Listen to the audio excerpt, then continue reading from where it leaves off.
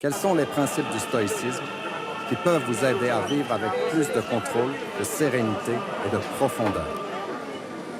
Premier, distinguez ce qui dépend de vous et ce qui n'en dépend pas. Parmi les choses qui existent, certaines dépendent de nous, d'autres non. De nous dépendent la pensée, l'impulsion, le désir, l'aversion. Bref, tout ce en quoi c'est nous qui agissons. Ne dépendent pas de nous le corps, l'argent, la réputation, les charges publiques. Tout ce en quoi ce n'est pas nous qui agissons. Épictète, Manuel 1. C'est la base du stoïcisme. Distinguez très nettement ce qui dépend de vous et ce qui n'en dépend pas, surtout lorsque vous traversez une situation difficile.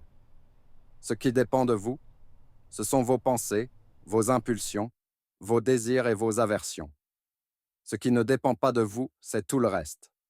Les conditions météorologiques, le fait de tomber malade, la façon dont réagit autrui, votre réputation, etc. En gardant cette distinction à l'esprit, vous utilisez votre temps et votre énergie là où cela est utile. Vous gagnez en sérénité. Acceptez ce qui ne dépend pas de vous. Je n'ai jamais été empêché de faire ce que je voulais, ni contraint de faire ce que je ne voulais pas. Comment est-ce possible?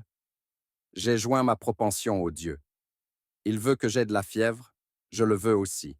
Voic. Il veut que j'obtienne telle chose. Je le souhaite aussi.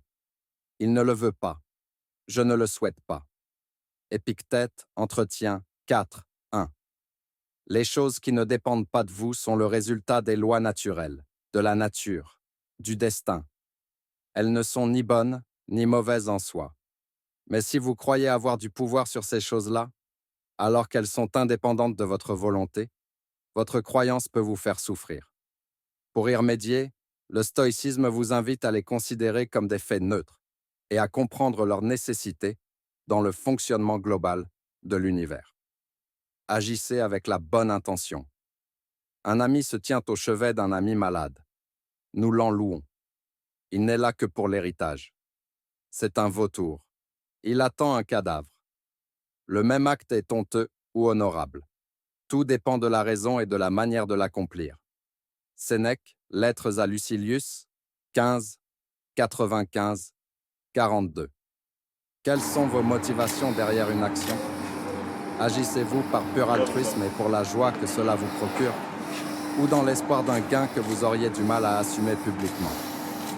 Le stoïcisme vous encourage à clarifier vos intentions et à les transformer en actions droites et honorables, pour votre propre bien et celui des autres.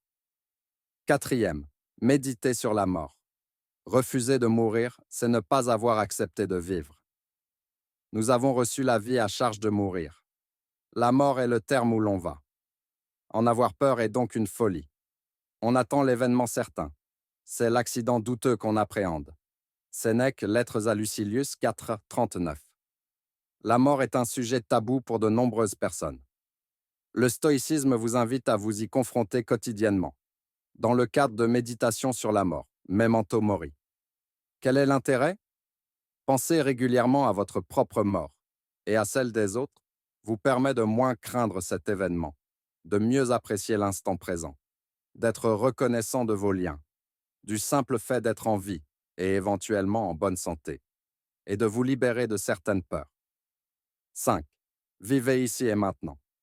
Partout et sans cesse, il dépend de toi de te satisfaire de la situation présente, de traiter les personnes présentes avec justice et d'évaluer la représentation présente avec attention, pour que rien de faux ne s'infiltre en toi.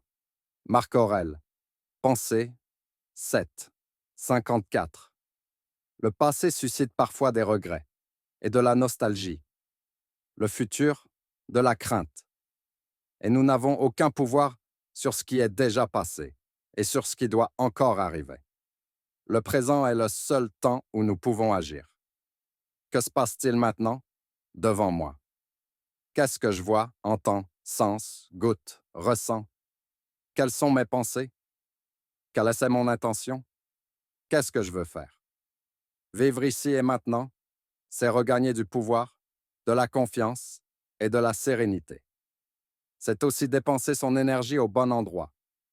Beaucoup de souffrances peuvent ainsi être évitées en ramenant notre esprit au présent. 6. Tenez les rôles assignés par la nature. Cela dit, il y a une fin commune et une fin particulière. Le premier but à poursuivre, c'est d'agir en homme. Qu'est-ce que cela implique? De ne pas se comporter comme un mouton, même si on agit avec douceur, ni être malfaisant comme une bête sauvage. Le but particulier, lui, est en rapport avec le genre de vie et la faculté de choix de chacun. Le citarède doit agir en citarède, le charpentier en charpentier, le philosophe en philosophe, le rhéteur en rhéteur. Épictète entretient, 3:23 free.